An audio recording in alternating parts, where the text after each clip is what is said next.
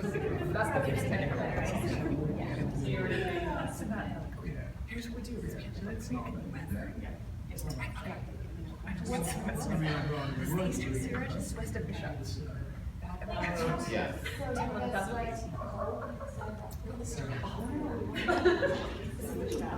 So she's deferred her award.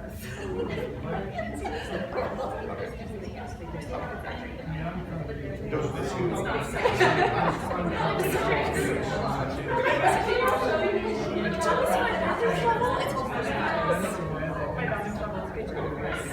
It was pretty cool. It was good.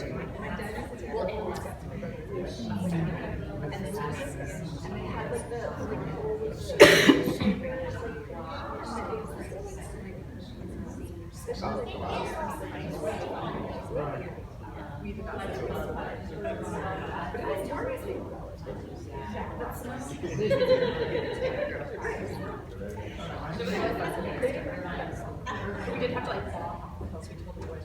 Yes, yeah. But like being ranked on standards that are there, it's already been done. That's Do you understand? Any questions? Okay, Mom. So I look up and there's what I'm doing. I don't know, like snowballs. I'm like, oh no. I told you. Something that's very Stay. Which school? All right, good evening. Welcome. We are happy that those of you that could make it made it. We had a few more that signed up, but I think we'll get started right now. And as people come in, if anybody comes a little later, we can have them join us. So I'm Chris Delahanty. I'm the Assistant Superintendent for Business Services here in Del Mar. And we also have our Director of Maintenance, Operations, and Facilities, Carlos Avalos is here, and Sleet, and then of course Dr. McClurg, our Superintendent. And so what we're going to do tonight is I'll go through some of the information that we shared at the budget workshop, and then we'll share a little bit about the Del Mar Hills project and where we're at with it, and then we want to get some input from you. And so we'll be asking at the end for some input from you, maybe questions you might have, some feedback on next steps when we look at the modernization that we are going to be starting at the end of this school year and moving forward with modernizing the school. So I have some slides to be able to help illustrate things and kind of talk through, and I'm happy to try to go through to give the context, but as we get to the end, we'll have a chance to, if there are questions that you might have, and then we'll be looking at if you have things at your table, so that we really, the goal is that you can engage in a conversation with some of your peers and put some information down, and then we can come back together and share and talk together as a group. So that's the structure. So the objectives tonight, we're really looking at understanding the current reality of the district overall facilities program, and then look at input regarding Del Mar Hills Academy's modernization and construction options, which really are two options. So we'll share a little more of those two options and talk about what they might be. So we look at our facilities program. We look at how do we run an effective bond program. And there are a couple of things that we look at. We have some projections we make, and when we look at facilities and trying to plan ahead, we work with our consultants. We look at what are cost estimates we can have and how do we make good cost estimates. And we'll talk a little bit about some of the unique situation we had over the end of the pandemic and escalation that we haven't seen in years before, and how that's impacted the program we have right now. We also have community engagement we've engaged in, and we went through a whole facilities master plan development process back in 2017, 2018. We had more meetings than I can count as we looked at talking about what should the facilities master plan involved. And we had meetings here on the west side, we had meetings throughout the district, and that led to a decision that was made between the community, the district, and the board to move forward with 9 schools and have 9 community schools that we would support, from the 2 on the west side, the Carmel Valley schools, and then building the new school in Pacific Highlands Ranch. And then after that plan was developed and we moved forward, we have a Citizens Oversight Committee that meets on about a quarterly basis, and that does oversight for the bond program, looking at are we spending the funds as was described in the bond initiative. We have the design process for each project, and so each of our projects we come out and we sit down and we invite the community to design process. So for the Del Mar Hills modernization, we had 4 design meetings, and we came to this room and we invited community input and participation and went through a process to help build it. And with each of our projects we do that. And then monthly board updates. So each month We provide a facilities update, and we go over the major projects that we have going on in the district and provide an update to the board and then to the community. We also have the San Diego County Taxpayers Association report card. We have a AAA rating from Moody's, and we just can't control litigation and escalation, which are two of the main things that are impacting where we are right now with the overall program. Jumped ahead, and that was that slide that I just spoke to on the last slide with community engagement. And so when we look at the overall bond program we're in now, we used this in the budget workshop. We framed it on looking back to a presentation we did to the board in 2020. So in October of 2020, a couple months after the lawsuit was initially filed against the Delmar Heights rebuild project, we did an update on each series of bonds. And so we looked through those series of bonds, and in essence, the distilled piece is that there were delays in initial projects that we could expect, and this could impact longer-term planning. The delays in initial projects could impact each individual project after, so we looked at the timeline that could be impacted based on the litigation at that time in 2020. We at that time were doing escalation calculated at 4% per year, which was an industry standard, which has been going back on average for the last 20 years. We know that then from that 2020 through the next couple of years, we saw 8, 10, 12%, which compounds when you have it each year. And so we had a much higher escalation over that couple of years after this presentation. At that time, we had projects that were budgeted, and we have this list of projects. These projects are really all of the main projects we have. And with this, about $5.5 million was unfunded by the bond, but we had other funding areas that we funded. So the overall program, we had the funding to complete. Yeah. Can you go back and dim the lights a little bit? Yeah. Because we can't read it. I'm sorry. I'm sure this is okay. Much better.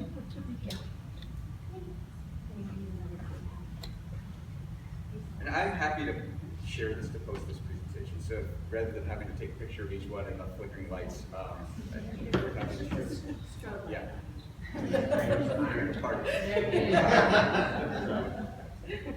So as we update the budget and the timeline, we have the 2020 reported impacts that we just talked about, and then our current impacts. And we have the litigation against the Delmar Heights School rebuild that delayed that project and then multiple projects. That project is scheduled to be completed 3 years after the original date. And then the escalation, so that obviously impacts any project because it pushes some things out, but even if that was completed on time, we'd have some escalation impacts that would go out that were beyond what anybody had predicted. And nobody was predicting to have multiple years of escalation in the range of 8 to 10 to 12%. And so that has pushed everybody's projects up over that time. And so then we compare the two, so we actually can still see both sets of projects. And we'll have a slide that I'll share some comparison and variances between projects. But when we look before, our Measure MM covered all but about $5.5 million. When we look at the updated budgets based on the what has happened and transpired and where we are now, we have $54 million of unfunded Measure MM projects. So we're going to look at the other funding because that's not all that we have. There are other funding sources too. And so I'm going to show you a slide that will talk a little bit about what is the true nature of it. So Measure MM has $54.7 million. We have other district funds that are available for facilities. Now, there's almost $34.5 million. This combines things like deferred maintenance and developer fees and capital outlay and our CFD or Mello Roos funds that we have in other areas throughout the district. And this combined amount of $34.5 million, if you take that off, then you have an overall facilities program deficit of about $20 million. I will say, and we shared this at the budget workshop, that things like deferred maintenance, we've been saving for a number of years, and the goal with that is that you save that over time, and it's for deferred maintenance. So it isn't ideal to put every one of these funds into to offsetting those programs. But we put it all together. We just wanted to paint a picture of, if we took all of it, we pulled it all together, where would we be, and give the true number at the bottom line for that. And where is the major MM deficit? Well, it comes from a couple of different places. We have a $20 million variance in Delmar Heights. Litigation and the 3-year delay and escalation have pushed that project up $20 million. Pacific Sky School was $2 million over. There was some delay to the permitting process and the escalation that started at the beginning of the pandemic. Delmar Hills Academy is currently $25.5 million, which is a little over $5.5 million over the budget that we had. That also has, in addition to the the couple of delays and escalation items, there was some scope increase, and so we recognize that, and the board has already approved moving forward with increases in cost for this because we know that we need to modernize the school. But the seismic analysis meant that this school, we need to replace all of those concrete walls. So it increases the scope of the project where we didn't think we would be replacing all of those. There was some work that goes with that. And then the remaining projects are almost $22 million over. And again, it's a combination of delays that are litigation related and then just escalation. And even if we didn't have those delays, obviously over time, there would have been increases in costs. Chris, what was the total budget in the Delmar Hills modernization? 5.6 Over 19.9. So it was a little under 20 million originally, and then it's now 25.5. So how fungible are the measuring then onto another different series? Are they acre allocated to specific projects, or they can be used for any facilities? As long as it is within the bond language, you can use those funds for any resource within the bond language, or any projects.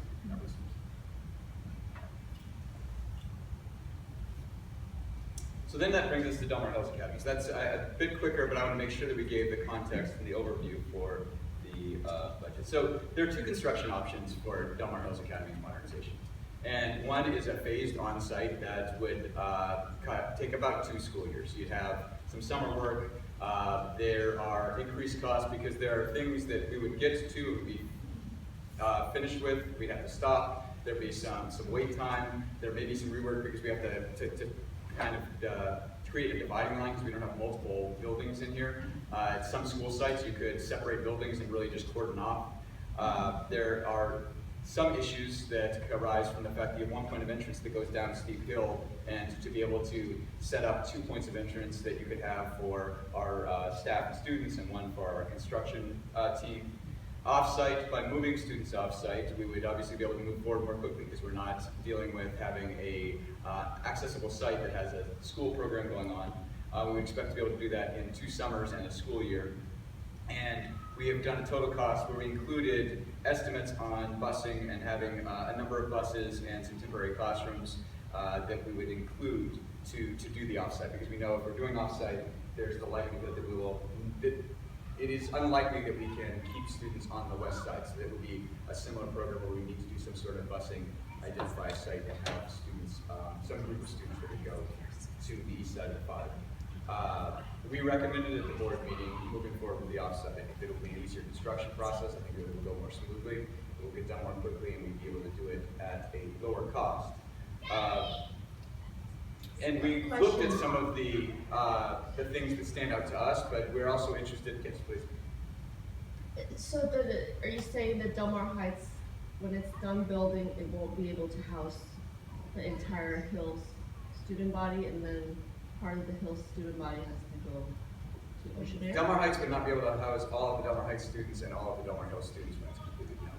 Even the trailers. I mean, Delmar Heights is supposed to have like 21.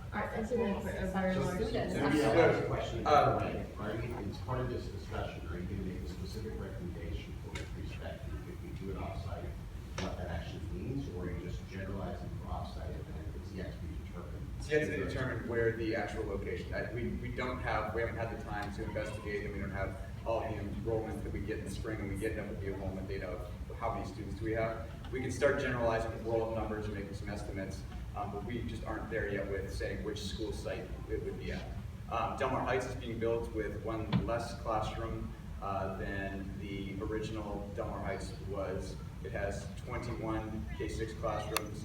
So when we think about the number of sections we currently have with Delmar Heights students, we have something like 16 sections. You have 5 or 6 K-6 classrooms available, but we have 14 sections from Delmar Hills. So, the numbers don't give us enough spaces. So we could look into, are there portables, and how many portables could we fit on Delmar Heights? But we haven't investigated it yet.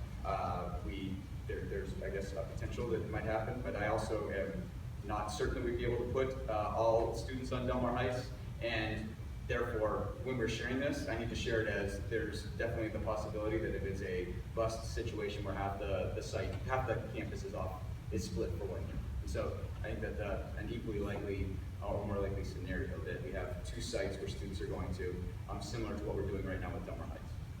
you share the current enrollment for Heights and Hills? I can, I don't have it in front of me. The enrollment is somewhere a little bit less than 300 students for each school. And would splits be considered by grade or by program? By grade. So we would do it similar to Del Mar Heights, where you'd be looking at a K2 or a K3, we would keep on the close by, and be looking at, But you wouldn't consider, if you had to split, consider a split with one chunk, and the rest of the students another? you know what, that's a great consideration. I had not thought of it, so that's something we'd have to look at. As we look at that also, at where Del Mar Hills can go, is there a chance that our school will be able to stay together? I know that that's like taking a whole other school and putting on another school campus, but as we look at all the options, I know that would require, if it was on the east side, all our children would be bused, even our little kinders. Is there a possibility that our school can stay together on the other side? I think it's unlikely. Can you share what the capacity of Del Mar Heights is once it's rebuilt? We'll have capacity for 21 K6 classrooms, so It's general close to about 505 K6 students.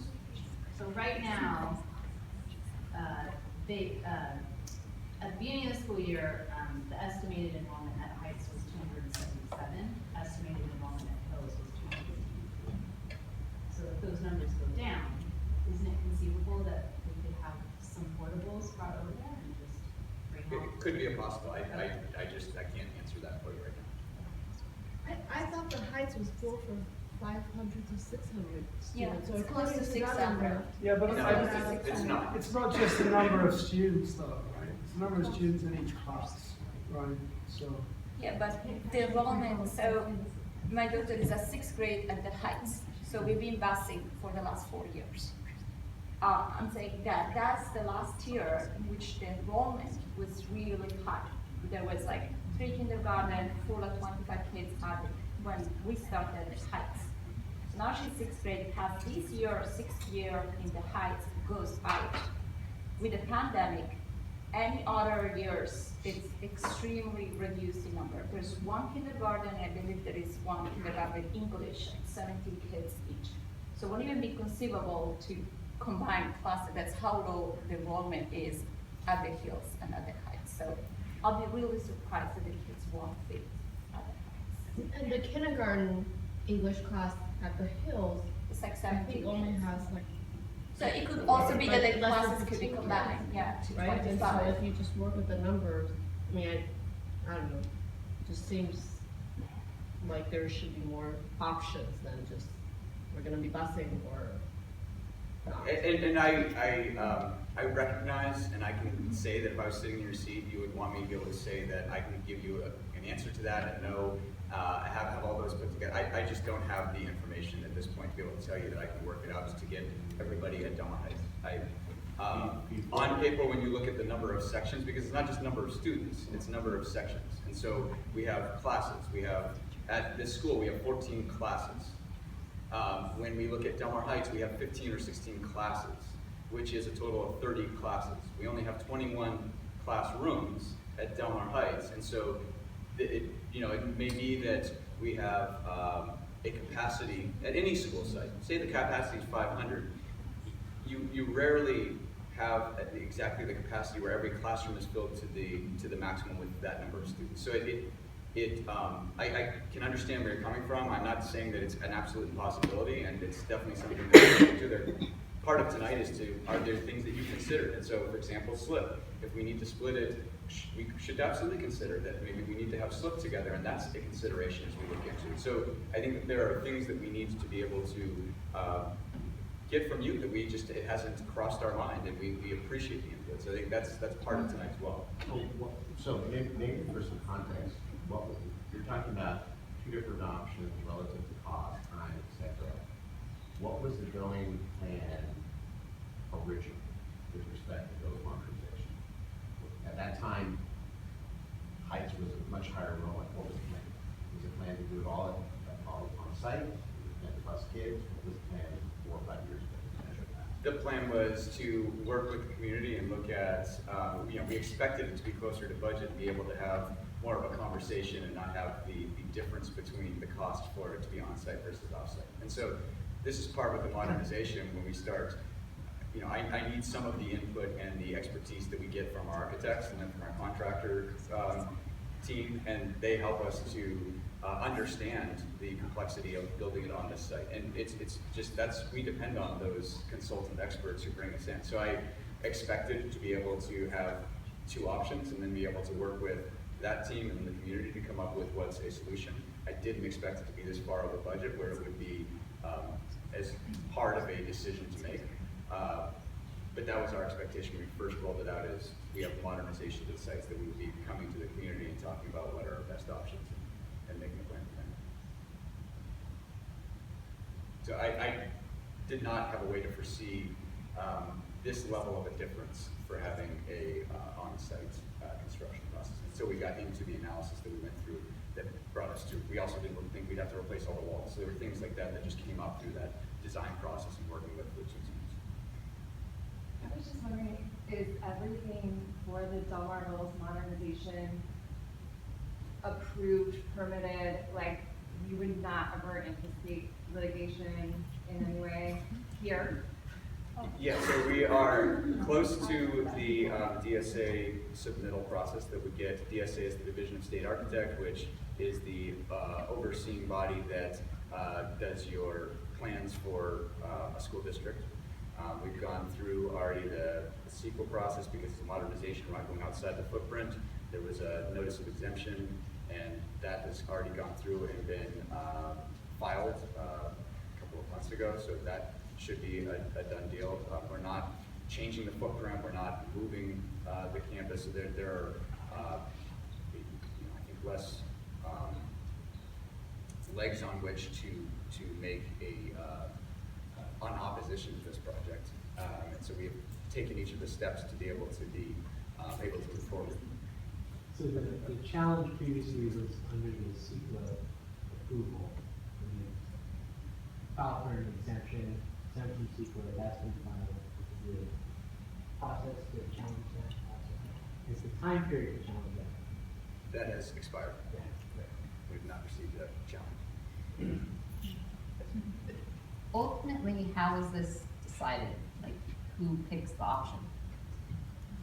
Ultimately, it will be a board decision in the end. So we will take information back. We will put together and share it with the board, and then the board has to make an ultimate decision about it is the spending of the money. So any spending of the money is a final. It comes down to a board approval. And what is the timeline on that? By when does it supposed to happen? Well, so we will bring, we are looking to schedule another budget workshop later this month, and then we will also have a regular board meeting at the end of the month. So we would be bringing recommendation to the board and looking for approval of one of those two meetings, or direction from the board of one of those two meetings to move forward. Sorry.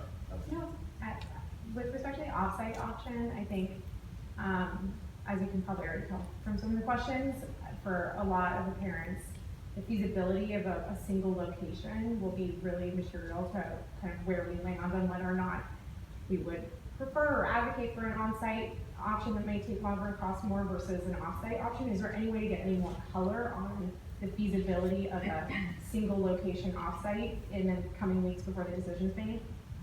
Yeah, we can. I think that some of the questions you've asked, we can do some rough estimating on when you look at rolling up numbers and enrollment projection for next year. I have some other questions you asked that I'm not sure if I'll have an answer in 2 to 3 weeks when we sort of for our board meeting. Things like portable location and layout for Del Mar Heights is a question that I will need to look into a little bit more, feasibility for that. But as far as enrollment and being able to get a little closer, that's something that we can begin to work on as well. How will the boundaries be affected once Heights is What done? boundaries? Well, as Hills doesn't really have boundaries, right? Right. You mean the boundaries, this is for the schools for Hills and Heights? Right, so you mentioned that it depends on enrollment numbers numbers that we'll see next spring. If Hills is a school that doesn't have this boundary.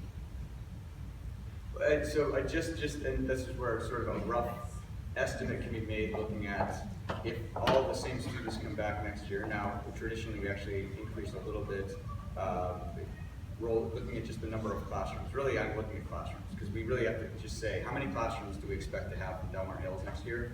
And then, where can I fit those classrooms? And so, I can look at how many classrooms do you have this year, and then I can look at how many classrooms do other schools have this year, and make an estimate based on sixth graders leave, kindergartners come in, and so we can do a little bit of that, but it'll just take a little bit of time and effort on us to look at it, because we need to look at it in multiple sites, because it's not just Del Mar Hills, it's then, could we make something work at Del Mar Heights, or if we need to go at different sites, which sites could house X number of students that we don't think can fit on the west side. So that just would take a little bit of time to do some of those.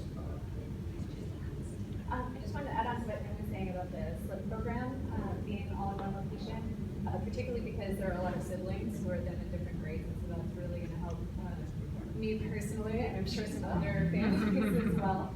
And also, if there's room at Ashley Falls, having both Spanish programs in the same school, being able to talk to each other would be amazing. So just wanted to add that on to the suggestion. So, a couple of things. One is, I think what you're hearing from a lot of folks here, had a chance to interact with some of the teachers earlier today, is the notion that there's a great deal of bring out, bringing up the resources, right? Even if it's just for the one of the risk is, no matter what you say, litigation happens, right? It's not something that's set on the first slide. That's one of the things that is expressly out here. So there's current side. Speaking for everybody's concern, as some of the teachers said, also brings up their community, their colleagues and so forth. It makes physical students' job significantly more difficult to manage the student population across multiple locations. There's also the aspect of wanting to be having your kids attend a school that's in the community as opposed to the other side of town and so forth. But if you can go back to the slides where you gave the updated budget numbers, where there was you had the new numbers, the series of, and then, yes, and so, Torrey Hills, Sycamore Ridge, and Ocean Air. I'm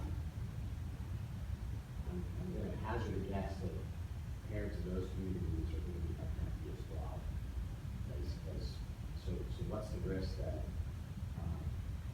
Hills modernization is traded for these other situations? Well, there's no risk that it's traded. I think the reason that we're having some meetings is because this does impact multiple projects, and there is, it looks to be, based on our estimates, a substantial difference. I recognize all the concerns that you bring. I will say that my recommendation wasn't based just on money, though. I think that this also is just the layout of this campus from a constructability standpoint. When you think about bringing trucks and cement and other things down there, traffic, being able to find a laydown zone for the construction team, being able to lay it out, this is not an ideal campus to build on. And it's really not an ideal campus to build on when you have students on campus. And so if this were Sage Canyon, for example, you have a street that goes by it, and I could have, this is the pull-in for construction, this is the pull-in for students. I mean, it isn't laid out well to be used as a construction site while students and staff are on site. So that just is what it is. And so, I think as we look at it more, we talk about it with our builders, they share some of their concerns. Those resonate with me as well. And so that's part of trying to share a little bit of the information, because it is going to be, it's just going to be hard to do it. And that's why it's going to take longer. That's why it's going to be more expensive, because there are going to be places where they're just bottlenecked, and places where they have to stop because of the layout of the school. And so those are just considerations as well beyond just money. So I have just a very simple question. I mean, how about being able to access from over there, right past there? There's another. At the Boys and Girls Club. Sorry. At the Boys and Girls Club. Right. Yeah. Is that the? I mean, we could look at having a way to try and get foot traffic through there and try and push parking into a different. I mean, there are definitely things. If we're going to go about it, we'll be looking at how can we. I know. I recognize that the location is kind of difficult to build on, obviously. Yeah. Construction during instruction is maybe not the right thing. Not so desirable. We understood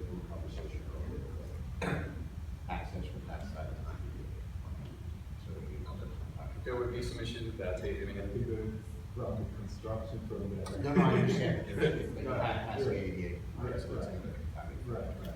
so I hear him laughing back there. So, we discussed litigation, obviously construction delays, there's all sorts of reasons for construction delays. How tight is the schedule to get, two questions, how much tolerance is the schedule for the 1 year rebuild starting like in June? And then, getting done in time to start up on time in August, the following year? And can you share both draft construction schedules? So we have really basic construction schedules because we don't have the final construction documents. So we're doing estimates, but I also can say that we are on track to build Delmar Heights in 14 months, which is a bigger project. We built Pacific Sky in 15 months. I'm confident that we can, in 14 months, get the modernization done, and we will have a team that we have worked with before that will staff it in a manner that allows us to get it done in that time frame. So if that means that we need to look at pushing in a Saturday to get things, we will get it done in time to make it happen. In 2019, it said it was unrealistic to get anything done on the timeline of the rights. Yeah. I think it was. And I'm curious about whether you think it's actually, how is it not 2 years? Like I said, I just helped build a 65,000 square foot construction in 15 months in Pacific Heights Ranch, and we're on track to do Delmar Heights in a time frame that's going to be So similar. we'll have permanent safety. Yes. We're in the process to get to the ESA check that would be approved.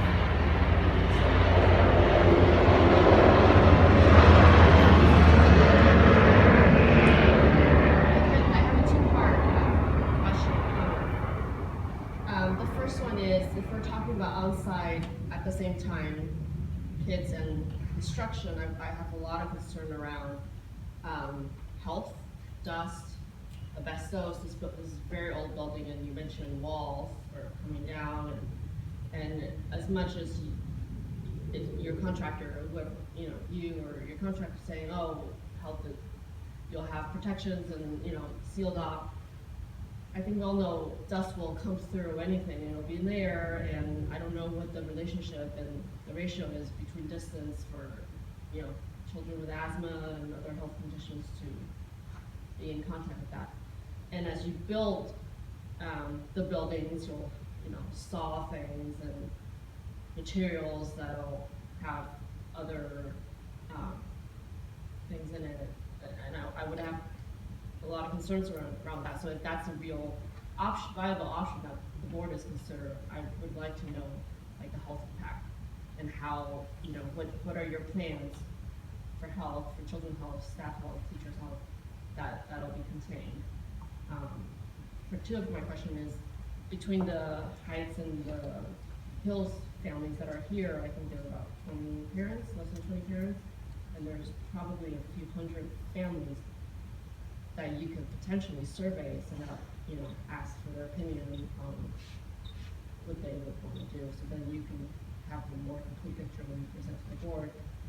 And with that survey, I would want to see, information, context, to help make decisions, and so that people can understand when they're checking a box, what really goes behind it. What are the options when they check the box of, oh, we want to be offsite at the Heights. Oh, by the way, 4 to 6 will be at Ocean Air. So if I'm checking the box that says offsite and thinking I'm going to the Heights, but really I'm going to Ocean Air, I don't want to do that. Sorry, I missed the end of that. It just says, part two, would you consider doing a survey for the families that are involved at both schools, or, And there's an ambiguity about whether it will be split or not. Right, and you're getting opinions from all of us here, but there's only like 20 of us here, right, or 30. A very Yeah, small amount of the. No, I compared recognize to the that. I families think that would that you know, and I think that it is, I hear what you're saying about informed input, and I'm very happy to host this, I'm happy to share it. I want to make sure that we're giving opportunities for people to understand the situation and the ambiguity. You know, again, will continue to do some work and be able to share more about it, but I wish I could give you a more solid answer on, if we move you off campus, this is where you'll be, and I recognize that that's what you'd like to have right now, and I don't have it for you. Right, but before you present to the board meeting, a couple of the board meetings that are coming up, would you have that data for the board meeting? And would you have the data of, you know, families' preference from the two schools? So what I will do is work on some data on what are potential options. I won't have, because it's gonna take getting into, probably getting into the spring and having a better idea of what is it looking like into the next year, but I think we can get us closer to, these are probably the two schools that would be the option. It will get narrowed, so we can definitely get it closer to that. You know, I'll have to think about how we might get further input from, you know, beyond people that sign up and come and, you know, hear the information to be able and give the input, but we'll She was before. sorry. Oh, I don't care. Talking about surveying option, I think it's important to get the community, just to avoid litigation, considering what happened. And I don't think it has to be the hills and the heights. I think it has to be that page and all the district understanding what's going on. Because Ocean Air have kids in campus from the heights for 4 years now, and same for the hills. And I can tell you, my daughters at the heights, they're very tired of having other kids in campus that are not supposed to. But I'm trying to understand whether, I don't know, she was here talking about the number of kids at the hills and at the heights, and you're talking about the number of classes, not the students. It does make sense to build so many classes where all classes are off capacity. So I'm really wondering whether besides the Sleet, obviously those are independent classes, if you combine the kids, then we're not gonna even be at the capacity of the heights, and then we have full 25 kids per grade. Is that also an option that could be offered to the district and get an input to that?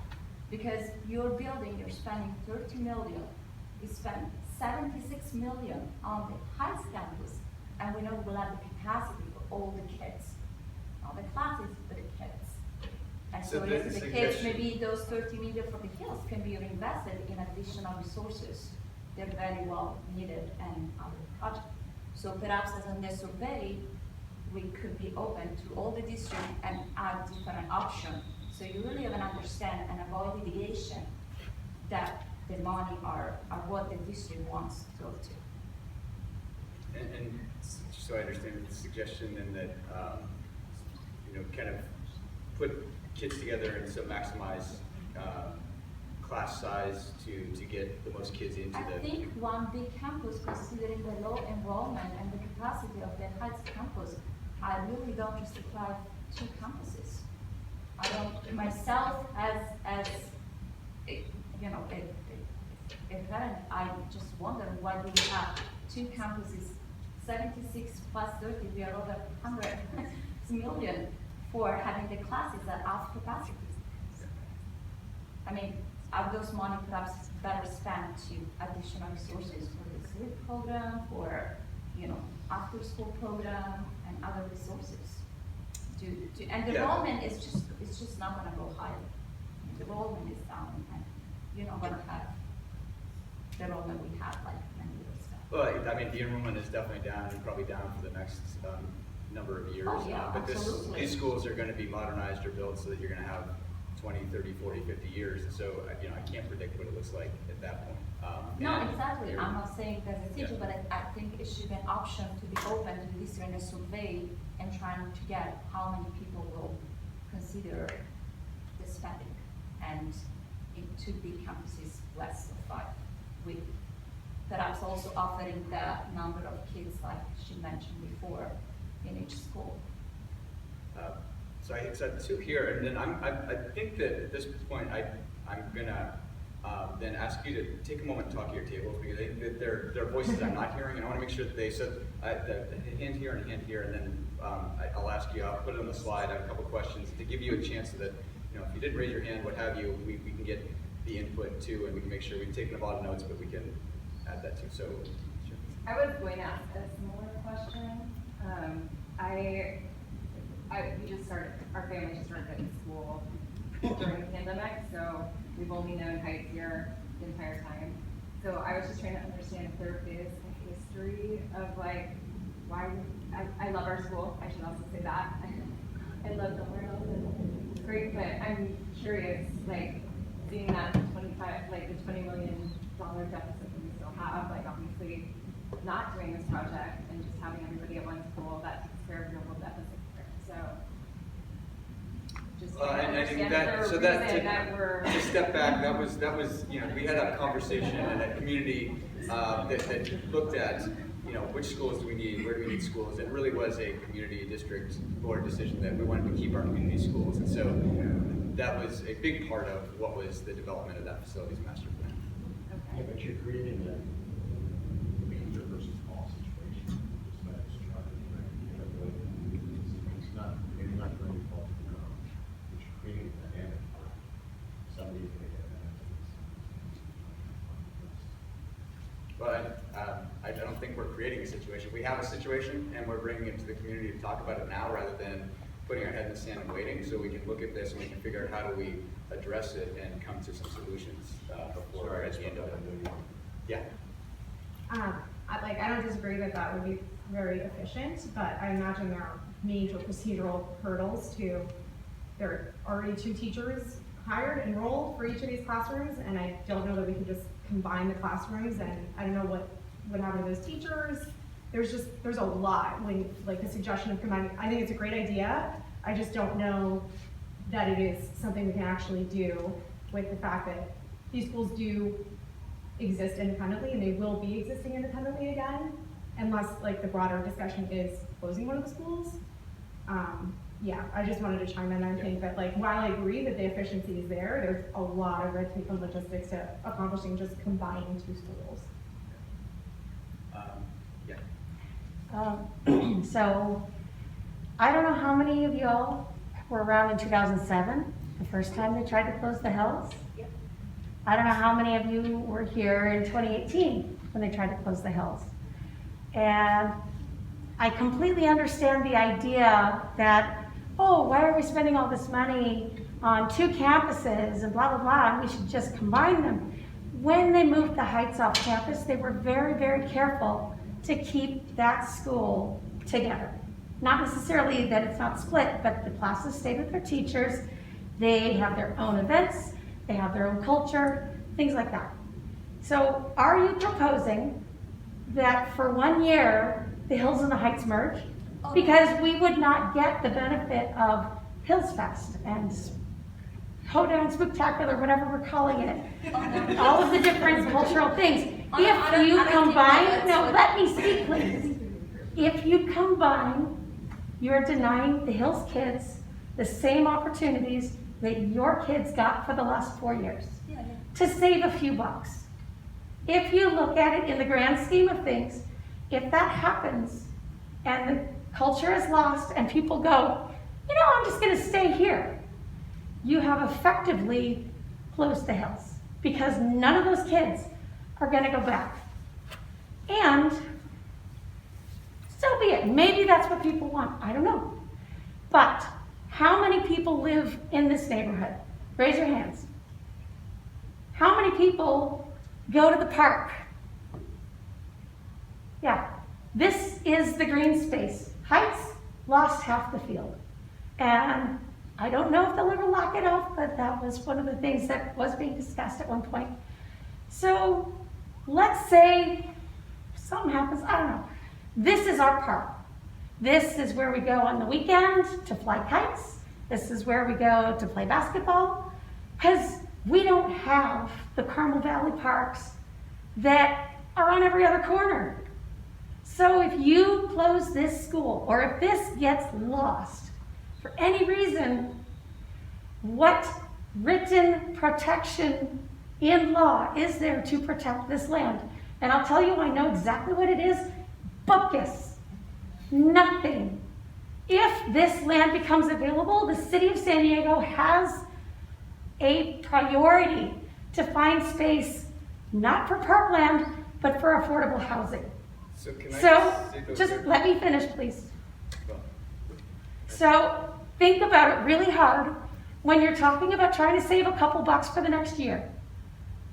What do you use on the weekend when you just need to run because you've got two insane crazy boys who just got to get out of the house? Where will you go? So I just will say there is no plan to close the school, and we are definitely planning to modernize the school. So we're just looking at how.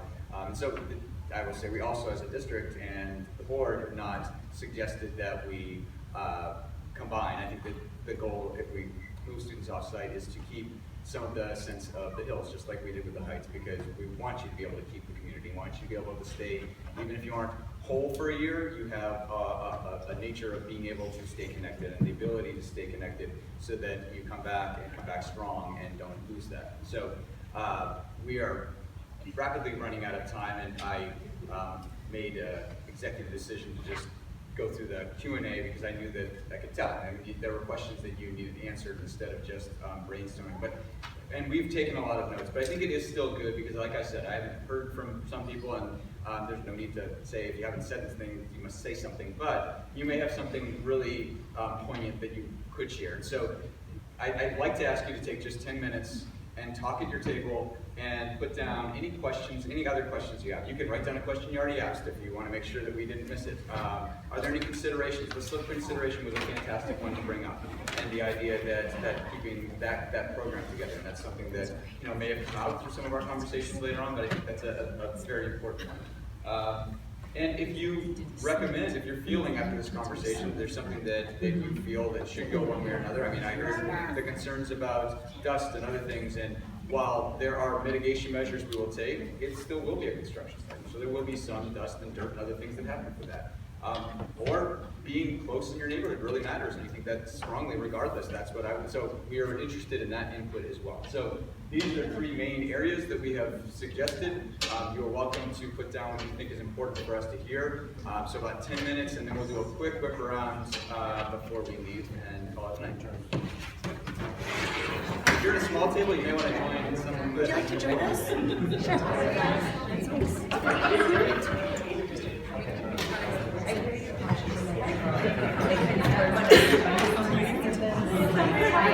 feel what you feel.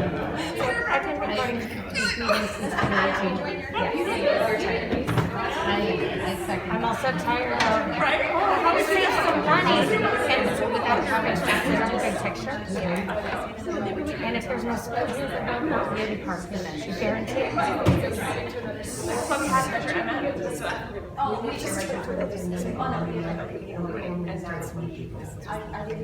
That's why she's talking about 12 years instead of Yeah. I have a 9 and 12-year-old boys who are highly active ADHD. And if we didn't have a park to go to where we could actually walk to, ride our bikes to. That's why we were cracking up. We would have, especially during kids' if you're close to the school. It's like we ride bikes in the parking lot. Yeah. This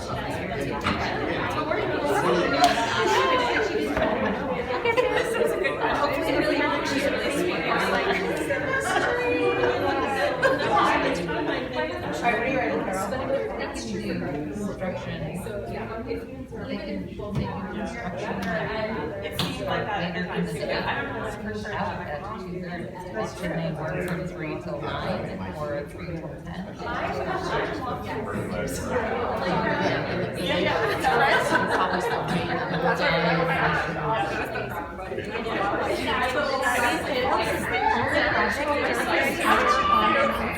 Where they have mentioned the word budget. It's the only one where they've restricted anything because of budget. With the side, which actually need to be didn't even move to touch the bond. They had Mello Roos of about $50 million. They could have built an awesome school, but they used an additional. Exactly, and they just raised them in July. And they didn't need to use the bond, but they did, and they spent 72 of the two. And they didn't have an island when they raised the budget on the Heights. They raised it twice. What's the relative age of all the other schools that are using for their modernization? So the first school was Summer Shores. That was sold like 2002, 2003. Then the Heights was next. They bought the land in 59 and they didn't actually finish until 65. This place, 75. And then all the portables ended up on the Heights because they were building out, they're getting ready to build Carmel Del Mar, that opened in 92. And then the ones after that, it was like But that's a significant 98. difference between 70s and 90s. Yes. Still, like, I mean, it only makes sense to focus on the older schools. Yes. And honestly, this school and the Heights got a modernization in 2000. This place got a modernization in 2001. So the things that they're building, I think they want to go deeper. And the seismic stuff makes sense because they put up new walls and when this place opened, it was an open floor plan and the noise made everything crazy. So then they put in these temporary walls. And I think they made the temporary walls better for the 2001. But yeah, if you look at the way it was before, and even since we came in, I think they've actually made things a little more soundproof. But yeah, it used to be like the previous principal, Julie Lerner, she described when she started 7 years before we got here, just the noise and the echoing was just, it was crazy making. But if you look at this design, it's actually a very cool design. The rooms being triangles are actually really neat because they're not square. And you know, this whole thing, they're like, we don't like it because it's not square. And I'm like, I love it because it's not square. And the wall in the science area, that opens up. And, you know, with the Heights design and all, they're talking about these garage doors. And I'm like, oh, we already have that. And the lights coming in, you put low-E glass in and you don't have to have it tinted. I mean, they already got floor-to-ceiling windows here. Like, there are so many of the design elements that are like, oh, the Hills already has that. It's just, Well, you've had the experience of having a child on both, like at the Hills and at the Heights.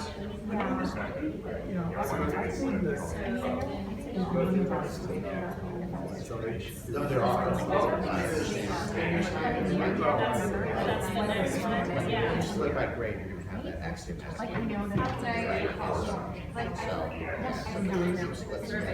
More like. What's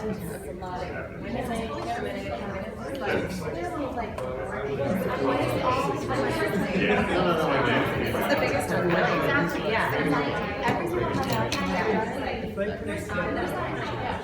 It's like 4 times the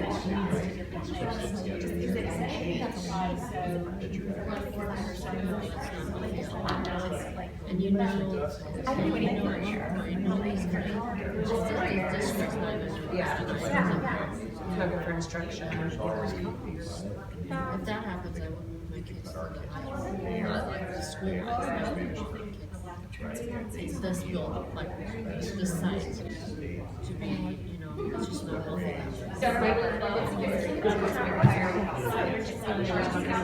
We're talking about doing work over the summer and first for a year and then doing the next summer again. People like has financial implications, but They just need to know how. that was the year they got the size of the kids. So this is they have to walk. No, the original thing was, you know, tidy up, so they don't really have to break down the concrete. Yeah, it was supposed to be a smaller, like, it was supposed to be like, remodeled in my mind, not like a renovation. I agree, I think it's send our daughters back. next year, just because So yeah, there are things The specifics of understanding where we would Right, tell my No, I'm scared because I haven't done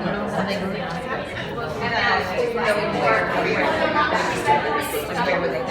Like, I think that's like the biggest. It's harassing and gating that out. Yeah, I really like it.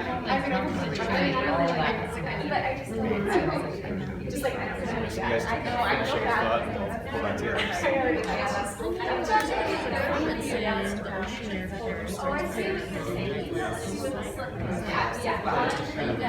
I mean, I haven't heard that. Because what actually happens is kids We're actually on the So, same exact thing, if they put all those together, it does make sense, and that might make. I think that's actually nicer to have more kids on campus. Because It's like I think for my daughter, kids from the high session go swimming with, or like outside school activity and you recognize faces. Oh, that's right. He sees Heights kids from campuses and stuff. Yeah. So it's like, All right, we'll wrap this up and then I'll ask, maybe at each table if somebody wants to share, is there either a theme or like a big point or something like that, rather, we'll take all of these, but if there's something that you think would be good, so maybe I'll just give you just a second so that you have somebody who's not everybody looking at and pointing at, that can be the one to share something else, but we'll kind of go around and get a thought from each table before we wrap. Is there a table that would like to start us off?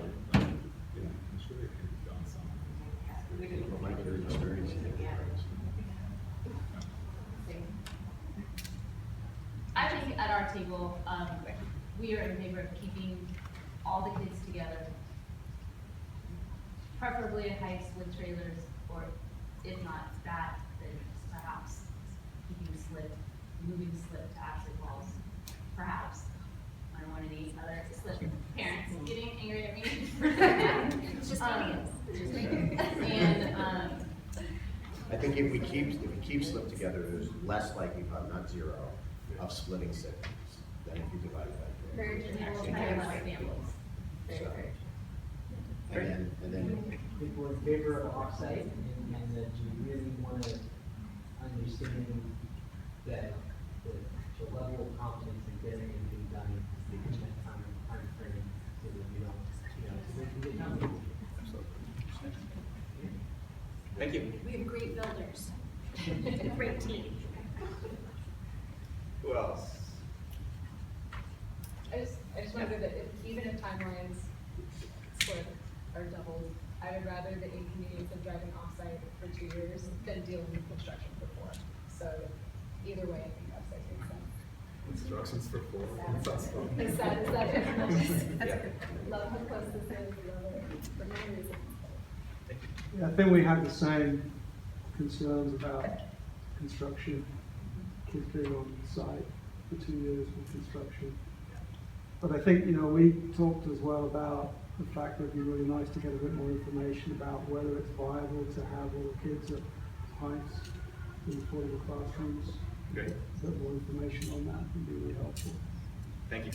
Yes, sorry, just one more point. Sure. I do think that should have been anticipated, that this community has been through hell and back for 5 years or 4 years, and to be somewhat wishy-washy with, I get we don't know, but I think we could have some estimates based on past enrollment, past things, just have some idea of like, this is an idea of what we think will happen. Of course, things can't be concrete, but to be very like, we don't know. We have no idea what sites can hold portables, how many sites there can, how many portables can be on this site or that site or whatever.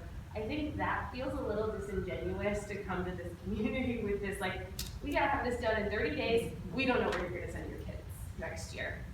Okay, what do you want us to say to that? Like, yay, great, awesome, so on board. Yeah, It's no, really hard to get by. I totally get that part of it, and I also, you know, it takes time. There are a lot of pieces we're working on, and so I recognize where you're coming from with that, and it's definitely something we'll keep working on, but yeah, we also, in getting some of these things done and being able to connect back with the board, and you know, maybe there's a need to cycle back through. You know, we're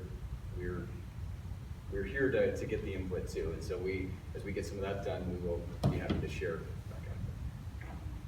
I do have a comment about keeping Sleet together. I'm not really for that, because if you consider the English kids that are K-2 or K-3 English kids at Hill, that's a very small population. And you move the Sleets away, you've got 10 English kindergartners, I don't know, 15 first grade English kids. Then they're left by themselves. So then you're effectively splitting up Hills. Separate Exactly.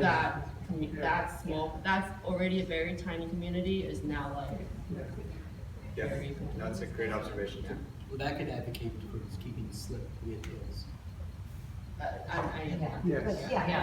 If you can't keep everyone all together, and you're looking to where, and you are gonna decide to try to keep. So it's Sleet just, kids it's more together. of a comment, because I actually have a Sleet kid, and he's in a great class with lots of buddies. Yeah.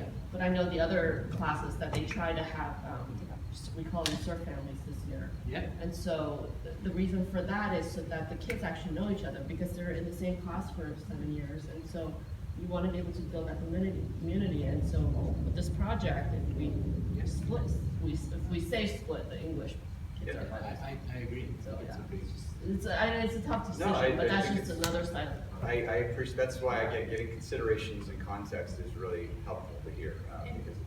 Can I just Yeah, add, when please. I think of keeping our Sleet children together, I just think of, because it's gonna roll up to 4th grade next year, and right now currently Heights is K-3 and then 4 through 6. So it's just something to think about if we did have to divide our school, just thinking about how could maybe kinder through 4th stay together and then 5th and 6th separate. It's kind of just the thinking, I don't think we would ever split the primary grades where Sleet would be on one school and then the English classes. Do you know what I mean? Because it is important for our children to integrate and play together, and they're in STEAM Plus together too. So, but I think because it's rolling up to 4th, it's something to just think about for our families too. Does that make sense, Carol? Yes. Okay. I mean, I think the thing is, we really want to keep the kids together. We're a small enough school that it just seems like there is a way to make that happen. And this table, anything?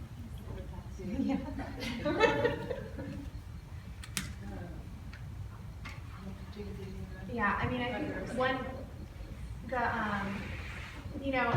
I think we're all kind of informed by what we observed happen to Heights, and it took so many years, and it was really difficult, I think, for them.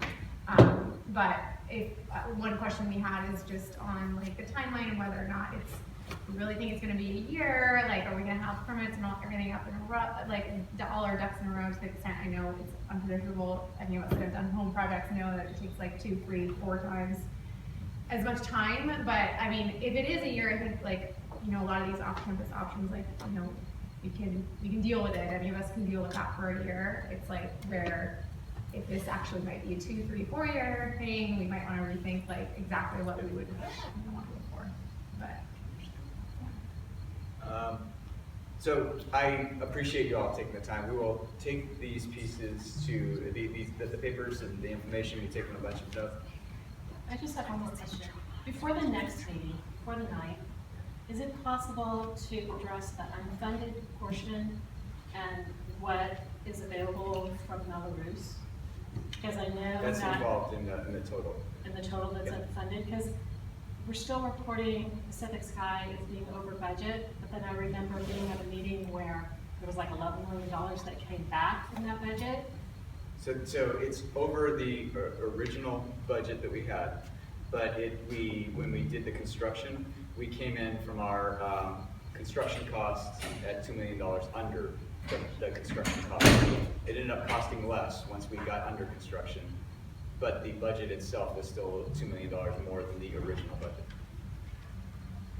If that makes sense. So when we bid it out, you bid out the construction, they say, for this example, it's gonna cost $53 million.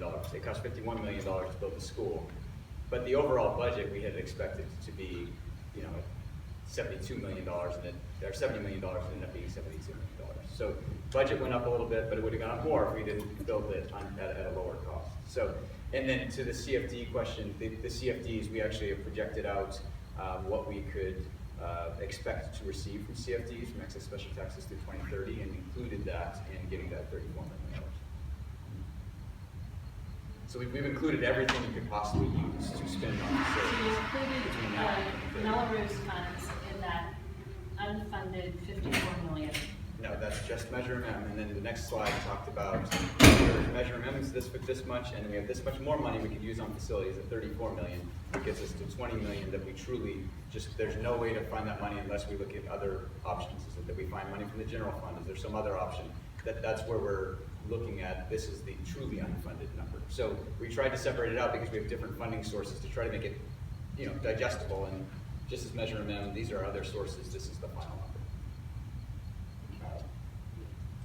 So I appreciate the time. I appreciate you all coming in. I can tell you that as we move into some next steps and we move forward with what is the construction process, we definitely will come back and talk to the community and talk to you about what are we doing to support, whether it's on site and how we would support you in making sure that it's a safe construction site, whether it's off site and what are our sites or site and what are the options. So we will do this just as we did with the Heights. And we went through multiple meetings where we came back and we talked to people and we had input. And some people were at some of the meetings. We talked about what does it look like and how does it happen. And so this won't be the last one, but we appreciate the time and the input, and we will use this to bring back to the board, and we'll continue to work towards making sure that Del Mar Hills gets a positive modernization that moves those classes into the 21st century. So, thank you.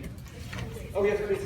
I just want to thank you all for coming out tonight, because I know this is your family time, and giving your input. And then I also just want to thank you all for how welcoming you have been to our Heights community, because we thought that we'd be here with us for a year, but we're on year 4, and you know, it was so unexpected what happened, COVID and the lawsuit and all those things, which is not good for kids, but we've made the best of it, and just thank you for being so welcoming to the Heights community and all that you're doing for our kids and their kids. So thank you for being here tonight. Thank you.